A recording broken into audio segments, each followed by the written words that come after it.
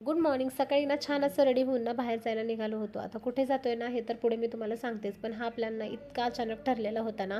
आणि खरंच काही ट्रिप्स ना अचानक बनतात पण खूप साऱ्या मेमरीजसुद्धा देऊन जातात. प्रथा तर एवढी जास्त एक्सायटेड होती ना.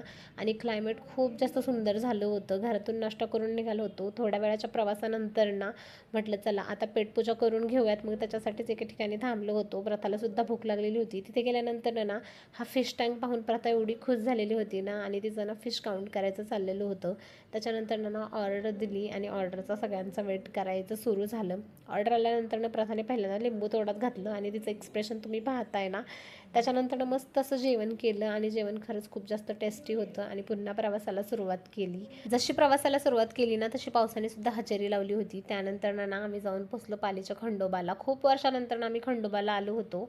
आणि देवाचं ना खूप निवांत आणि शांत असं दर्शन करून झालं. संध्याकाळच्या वेळी आहे ना माझं बर्थडेचं सेलिब्रेशन करण्यासाठी आम्ही गेलो होतो मॅकडॉनल्ड्समध्ये, जिथे ना आमच्या फ्रेंडची फॅमिलीसुद्धा आलेली होती. आणि ना आता पुढचा जो प्रवास होता ना तो आम्ही यांच्यासोबतच करणार होतो.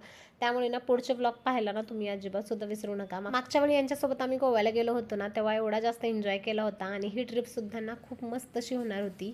त्यानंतर ना बर्थडेचं सेलिब्रेशन ना खूप छान असं झालं होतं. आणि प्रथाला तर केक एवढा जास्त खायला आवडतो की तिने मनसोक्त केक खाल्ला होता. त्याच्यानंतर ना आम्ही बर्गर्स मागवले आणि फ्रेंच फ्राईज मागवलं. ते आम्ही सगळ्यांनी एन्जॉय केलं. आणि खरंच आजचा जो दिवस होता ना तो खूप छान असा स्पेंड झाला. आणि चॅनलला तुम्ही सबस्क्राईब केलेलं नसेल ना तर सबस्क्राईब करून घ्या. आपण भेटूयात नेक्स्ट व्हिडिओमध्ये. तोपर्यंत बाय बाय.